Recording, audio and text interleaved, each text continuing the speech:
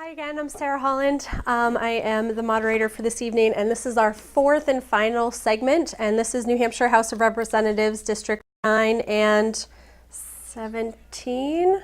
Thank you. I was nervous earlier that I got that one wrong too. But District 9 is 5 towns. That's Alexandria, Ashland, Bristol, Bridgewater, and Grafton. And then District 17 is 6 towns, and that's Alexandria, Ashland, Bridgewater, Bristol, Enfield, and Grafton. Our candidates this evening, we have candidate Ned Gordon. We have candidate Teja, can you say that again for me? Teja Singha Shivalinga, thank you. And Representative Steve Darrow and candidate Josh Adjutant. Excellent. So we're going to start with opening remarks like we have with previous candidates. You'll have a minute and a half, and you will have the timekeeper will show you at the 30-second mark, and then you'll get the red wand if you go over time. All right, and we're going to start with candidate Gordon. Thank you for inviting us tonight. Much appreciated. I'm Ned Gordon. I have a history of community service. I'm a local boy. I grew up in South Alexandria and migrated all the way to Bristol, and have lived in Bristol for the last 40 years, raised our family there. I have a long history of community service. I was a selectman, did all the things that you ordinarily do in the town, all the committees. And I've been the town moderator for 25 years. I've been the school district moderator for 25 years. I previously served in the House of Representatives for 1 term, and then served in the New Hampshire Senate for 4 terms. I wasn't defeated. I left voluntarily.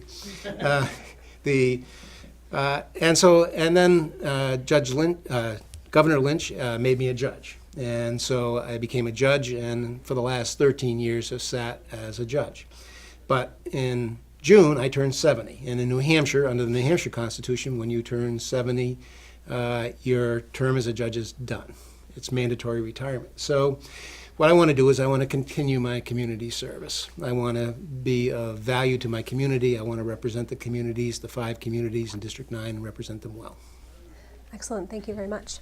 Candidate Shivalinga. Thank you. I want to thank all the citizens and voters at home for tuning in and watching this, and thank you to PBTV for hosting this. And I'm humbled to run alongside such wonderful candidates that have such an exceptional history of service. In our great country, in our great state, really only here in this country, a country that has a government that's by the people and for the people, that ordinary people like us can run for these offices. And what makes that possible is patriotic citizens like yourselves that go out and say, I care about policy more than politics. I care about a commitment to service more than status. So I look forward to this discussion, and I thank you. Excellent, thank you very much. Representative Darrow. Thank you very much, and thank you for inviting us here tonight, and it's a pleasure to be here. My name is Stephen Darrow. My friends call me Steve, and I wish you would too. You know, I first came to New Hampshire to go to college many years ago, and I never left. I'm still here. After I received my degree in literature, I worked at United Parcel Service for 28 years, 27 of which were in management. There I learned the skills that I'm using today in the State House. Currently, I'm seeking my 3rd term in Grafton District 17. I serve as the Vice Chair of the Environment and Agriculture Department, but my public service started much earlier. I first served as a commissioner to the Upper Valley Lake Sunapee Regional Planning Commission. I got a taste of what politics was like there, and I ran for selectman, where I am currently serving in my 5th 3-year term. I served a term in the Mascoma Valley Regional School District, and I look to continue that service, and I'm asking for your vote tonight, and thank you. Excellent, thank you. Candidate Adjutant. Thank you very much. Thank Pemmy Baker TV for having us here. Thank you, Mr. Darrow, for being here. In Hampshire was the only state in the United States where wages fell on average. Most Bristol residents, when they go to Hannaford's, have to drive over at least one red-listed bridge in order to get there. Property taxes in New Hampshire continue to remain some of the highest in the country for very little social services in return. And in 2017, the New Hampshire House voted to give almost $250 million in tax breaks to out-of-state corporations in its budget. These are problems that New Hampshire faces every day. And unfortunately, my opponent, Mr. Darrow, in the House voted to continue to allow doctors to bully trans kids as part of not pushing the ban on transgender conversion therapy. Voted for the budget that gave $250 million in tax breaks to out-of-state corporations, like I said, and voted to shoot down a voluntary paid family leave program. And I mention these three issues specifically because they are three instances where more than 10 Republicans crossed party lines in order to vote on the right side of that. So I look forward to having a discussion tonight about the issues that affect Granite Staters in Bristol, Ashland, Alexandria, Grafton, and Enfield and Bridgewater. Excellent. Thank you all. So this evening I gave our prior candidates their icebreaker question early. I did not do that with you folks because I wanted to see how this went. So here's your icebreaker question, and we are going to start with candidate Shivalingam. First, if you woke up tomorrow as a superhero, who would it be? Oh, Superman. There we go.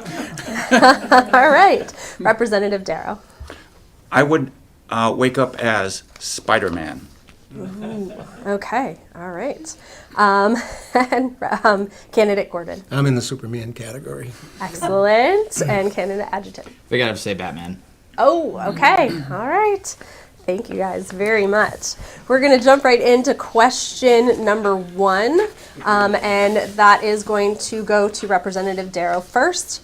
And that question is, why are you running, and how would you do things differently than your opponents? Well, thank you for the question. The reason I'm running, after serving 4 terms as a select board member, most of which I served as chairman in Grafton, I thought that I could take what talents I had learned in local government to Concord. And there was a burning issue at the time in Grafton, and that is there was an industrial wind farm that was about to come into town and basically bully the town into accepting their terms and to build and basically rip up our ridgetops in order to put up windmills, which I don't believe were very efficient.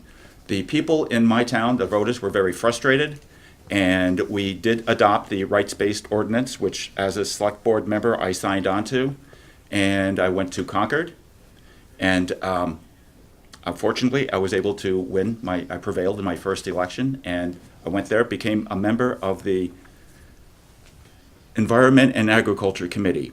And the thing about that committee that kind of is the hallmark of my time in Concord and my hallmark of being a selectman is you hang your party at the door. It's a nonpartisan committee, and I am known as a consensus builder.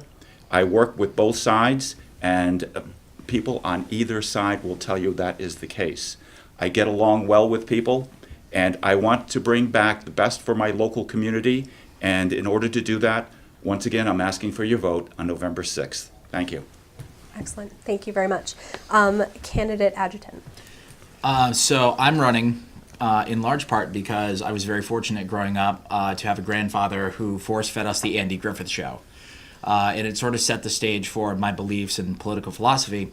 And, one thing I've noticed is, looking back on the show now, while Sheriff Taylor was busy trying to keep Barney out of trouble, you never really heard him talk about how much harder it was getting to afford to live in Mayberry. Yet when I'm knocking on doors in Enfield, Grafton, Alexandria, the whole district, that's half the conversations we're having. Folks are finding it hard to afford to live in the community. I know in my opening statement I mentioned a bunch of problems, so now I want to offer some solutions. I think in regards to getting property taxes down, we need to reinstate the business profits taxes, which gave $250 million in revenue to the Walmarts and Amazons of the world. If we can dedicate that $250 million to state aid to education, not only can we get everybody's property tax rates down, but we can make sure the kids at school aren't reading by candlelight. I think, is in regards to health insurance costs. I want to introduce what I call the Medicaid Expansion Supplementation Program. That would allow folks to buy into the Medicaid expansion benefits for the operating costs of the program only. So we can do it without a broad-based tax, but we can make sure all those people get coverage for about $20 a week, which would be dramatically cheaper than private insurance. I'm running because I want New Hampshire to be a place where, you know, the kids that I mentored at the Tapley Thompson Community Center can afford to live when our time is up. Thank you very much. Candidate Gordon? Well, despite all the problems that we've heard, we have a very high quality of life here in New Hampshire. And I think the reason that I'm running is because I'd like to preserve that high quality of life here in New Hampshire. I think I don't have a broad agenda like other people, I think, but I think the primary thing that I would focus on is constituent services. And that's what I did as a senator, that's what I do here, to make sure that people are treated fairly by the state, that they have an equal break.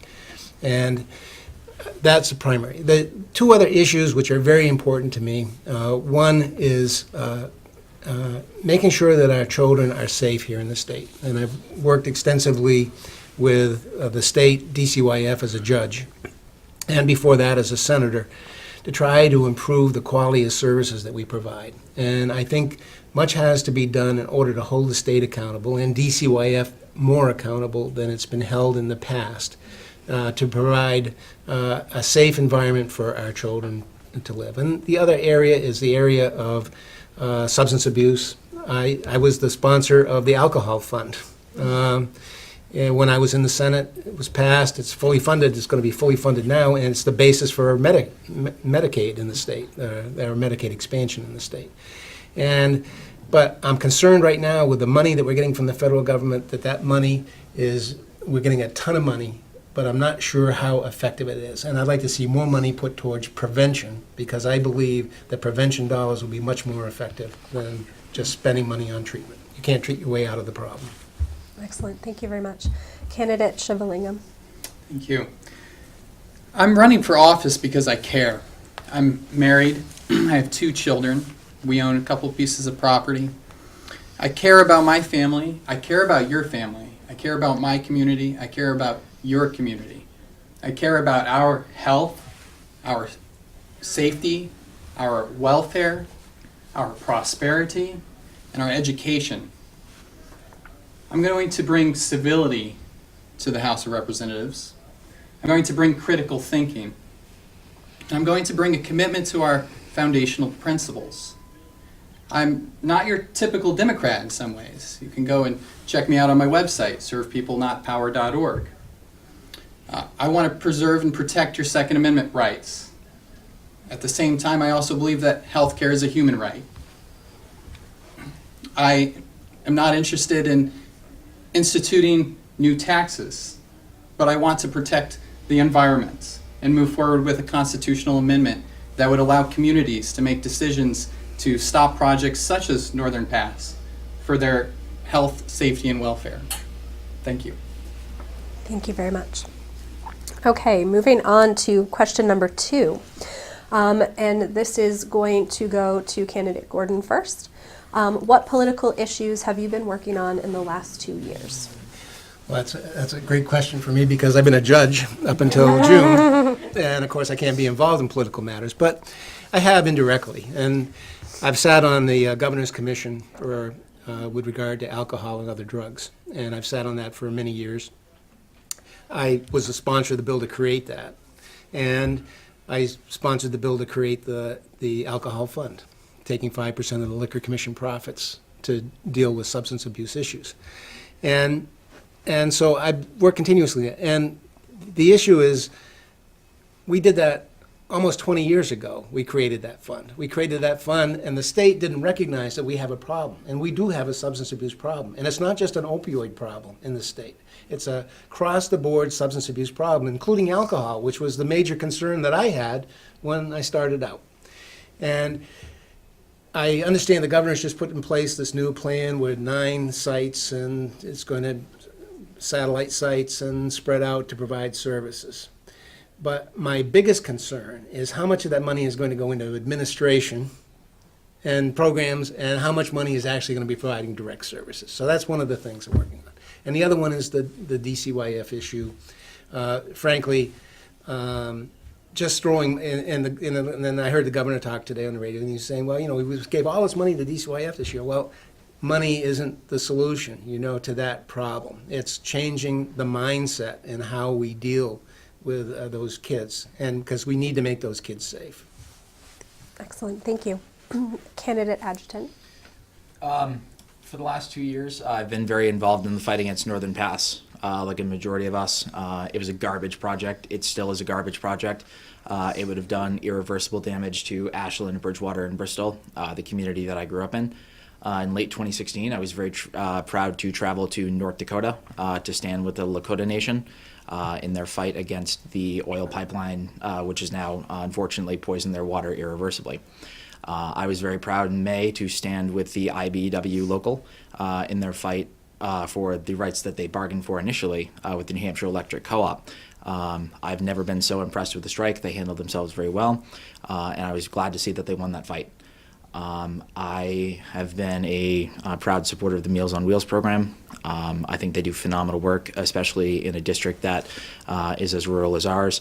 A lot of seniors, especially in some of the corners where it's harder for them to come out and get access to company or a meal. I think it's very important that we do that. Ultimately, though obviously now we're in a campaign season, I've spent a good majority of the time knocking on doors and talking to folks, not just Democrats but Republicans as well. And I think that if we're successful in 12 days, I hope that makes me a better legislator. Excellent, thank you very much. Representative Darrow. Thank you once again. Well, first thing I'd like to say before I start is the business tax breaks. They not only benefit large corporations, and when they benefit large corporations, they bring more employees to the table.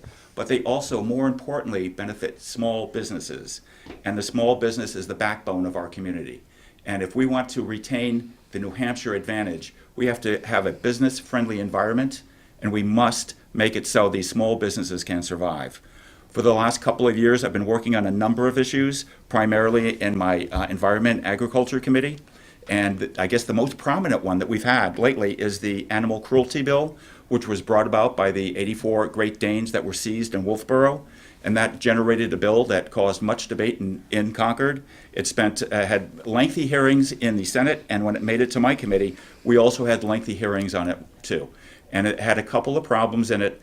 Unfortunately, the bill did not pass, but we have another bill that we held for further consideration in my committee, and we've been meeting in the past couple of weeks, and we're basically going to divide that bill in two so we can define what is exactly animal cruelty, and we have another bill that's going to define on what the cost of care will be. So if a town is in a situation like Wolfboro, they will be able to pay for what's happened to the poor animals that have been abused. I know in my small town of Grafton, we've had that before, and $25,000 is a big chunk for a small town like Grafton, but a bill that's in excess of $2 million is too much for anybody to bear. Thank you. Can I get a rebuttal on that? Yes, please. I know that Mr. Darrow and I are going to be very busy for the next 12 days, but I would encourage him to come to the Tilton Walmart with me at some point, because like I mentioned in my opening remarks, Walmart was one of the beneficiaries of the corporate tax cuts. Walmart heavily invested their tax cut money into stock buybacks and inflated their own stock and spent a lot of money internally. The other thing that they did, specifically in the Tilton location, was they put in more self-checkouts. So we have this conversation about adding jobs and all this, but when these companies are investing in themselves in a way that they're cutting jobs, I don't think that's productive. And if we just have hundreds of millions of dollars to throw around, I don't think assisting Walmart's the way to do that. I think that we help small businesses by relieving the burden of them of providing health insurance, and we do that with the Medicaid Expansion Supplementation Program. May I rebut? Thank you. Well, I would have to say that Walmart is not the only large corporate customer that's an employee in the state. So if we want to say that because of Walmart's practices that we should eliminate these tax cuts that are providing a robust economy in New Hampshire, we're making a big mistake. And I would say that we need to, once again, encourage strong economic growth, and that's what's making New Hampshire a better place, and I think we need to continue doing it. Thank you. Candidate Shivalingam. So I would like the people of Ashland, Alexandria, Bristol, Bridgewater, and Grafton to take an opportunity and look back at previous Board of Selectmen videos for Ashland. I'm a former selectman. I've been working hard to stop Northern Pass. I work to support the proposed rights-based ordinance in Ashland. I support conceptually, ideologically, the rights-based ordinances that have been adopted in Grafton and Alexandria. And I have worked also to support, as a citizen, encourage my representatives to support the constitutional amendment for local self-governance so that communities would be supported and have teeth in their RBOs, their rights-based ordinances. I've also worked hard to reduce municipal taxes, probably harder than any selectman on the Board of Selectmen in Ashland in the last 2 years, I would argue. But I'll leave that to you to go investigate the minutes and watch the videos. I've also worked hard to ensure that principles of our democratic republic have been present at the municipal level, such as checks and balances and separations of power. For example, I've supported the Municipal Budget Committee in continuing to be a statutory committee. Thank you. Excellent. Thank you all. Okay, we're going to move on to question number 3, which is a little lengthy. So on the ballot, there are 2 questions pertaining to amendments to the New Hampshire State Constitution. Question 1, if passed, this amendment would allow taxpayers to have legal standing to challenge a governmental action in court without having to prove that they were personally affected. Question 2, which was approved 235 to 96 in the House and 15 to 9 in the Senate, just qualifying for the supermajority that needed to be placed on the ballot. If passed, the amendment would change the way courts balance government interest in gaining access to personal information versus the nature and degree of intrusion on an individual's privacy rights. How would you vote on these 2 amendments and why? And we're going to start with Candidate Adjutant. Here's my problem with question 1. Williams Hill Road in Grafton is currently unpaved. Riddle Hill Road is paved and Prescott Hill is paved. If question 1 were to go into effect, I know our viewers in Grafton and Enfield right now are going to know the term Free State Project. Question 1, being a constitutional amendment, would be a field day to the Free State Project, who would throw lawsuit after lawsuit after lawsuit after lawsuit to stop even the most basic things moving forward in the Grafton and Mascoma area. Anybody that's been to a Grafton town meeting knows that.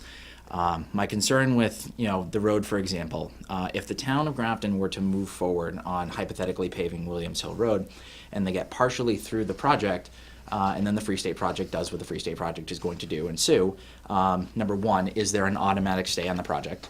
Number 2, is there an automatic stay on the budget? Number 3, can the town operate on a budget? And number 4, is the item in the budget being sued, or is the budget being sued if it's passed as in single item? I think there are too many unanswered questions. I have been a frustrated taxpayer, annoyed with how my government has spent my money in the past, but I think this really needs to go back to the House. I think there are a lot of unanswered questions here. On question 2, I was a critic of the Patriot Act's overreaches under the Bush administration, continuing under the Obama administration, and now under the Trump administration. So I understand the need for privacy. My issue with number 2 is that I don't know if it passing on a consent vote or on the consent calendar is the legal grounds in order to push a constitutional amendment forward if it was passed on a single vote with multiple other pieces of legislation. So I think that if that were to be challenged in court, that could provide some problems. That's another one that I hope to work on the legislate or work on in the House if we're successful in a couple weeks. But as of right now, I'm no on both. Excellent. Thank you very much. Representative Darrow. Thank you. Well, first of all, very quickly, I live in Grafton, and I go to the town meetings. I go to deliberative sessions. Typically, I'm not the moderator, but I'm a selectman, and I'm sitting up there watching the ongoings, and some of the things that my opponent's saying just doesn't happen. We've had a couple of long meetings, but lately it's been pretty quiet. So I would say that both of these amendments, they're both bipartisan amendments, and I'm going to say that I'm going to support both. The constitutional amendment restores to the taxpayers of our state the legal ability to bring certain lawsuits relating to the spending of public funds by the state or the political subdivisions in which the taxpayer resides. In doing so, our taxpayers will have broader access to our courts and greater ability to ensure government accountability. As the New Hampshire Supreme Court noted several decades ago, every taxpayer has a vital interest in proper government, regardless of whether his or her purse is specifically affected. Until relatively recently, the New Hampshire Supreme Court recognized taxpayer standing. This amendment will assure that this important taxpayer right will continue to be recognized and enforced. The second question, this constitutional amendment formally recognizes our right to privacy and our personal information. We've long protected our privacy in our persons, in our houses, in our papers and effects. But this omits the modern ability to collect and analyze personal information, things like health data, information from our DNA, etc. Our personal information today is perhaps more important than those items already protected. And this resolution will provide the same protection to our personal data that we have for our physical things. Thank you. Thank you very much. Candidate Shivalingam. So on question number one, here's the concern that I have. It says taxpayer, not citizen. So really what I'm concerned about is that it's establishing a privilege for those who are taxpayers and recognize the problem that I have. It seems to say that you need citizenship plus taxpayer status to have a standing for a claim. To me, that's unconstitutional because in Article 10 it says government being instituted for the common benefit and not for the interest of any one man or class of men. So I feel that inherently it's actually contrary to our Constitution. I'm very surprised that it even passed the House and the Senate. I'm very disappointed with it. I will not support question number one. I do not support it, and I don't encourage you to vote for it. Now, question number two, I do support. With some reservation, but I support it, and here's why. Privacy is exceptionally important. It doesn't have in question number two a mention of protection against private intrusion. That concerns me greatly. That needs to be added. But honestly, I don't want to miss this opportunity to get this little, our foot in the door here and have some protection for our privacy against government intrusion. So for that reason, I support it, but I support it with the idea that it's a first step and we need to move on and later on put something in place also for private intrusion. Thank you. Thank you very much. Candidate Gordon. I'll be voting for question one, voting against question two. Question one restores a right that was previously provided to the citizens of the state. The Supreme Court, in essence, took that right away. I'm a little concerned that what we're doing is we're saying now we're going to give those taxpayers the right to go back to court, and basically putting that responsibility back in the court again. But I believe, and Josh has said, well, geez, it's going to bring on a flurry of cases. I don't believe it is. I know we're more litigious today than we used to be. People tend to go to court to settle their differences. And I can see that there might be some at first, but I know the courts well enough to know that the judges are going to sort that out pretty quickly. And it isn't about whether or not you spent how you spent the funds. The question is really whether or not you did it legally, and that's the narrow issue in those particular cases. So I'm in favor of question one. Question two, it was proposed by Neil Kirk, and when I was in the legislature, I did legislation with Neil Kirk because he's a big privacy advocate, and I felt that people's privacy should be protected. So I've always been pretty supportive. But in this particular case with this constitutional amendment, first of all, it applies just to information, and it really doesn't define what information is. And so you had privacy with regard to information. I was on the other night on 60 Minutes.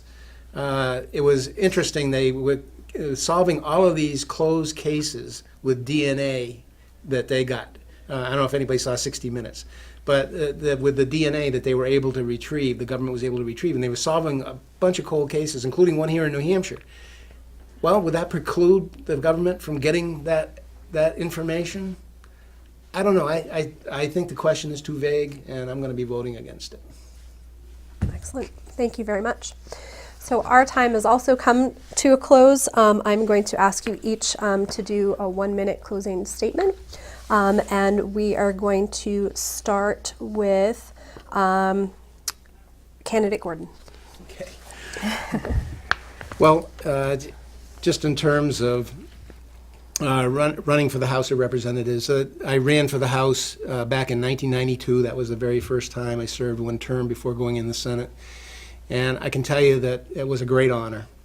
And I can remember the very first day going there to getting sworn in, walking up the steps, walking into the Hall of Flags and seeing the 12th Regiment flags there, which were the people that served in the Civil War from this area.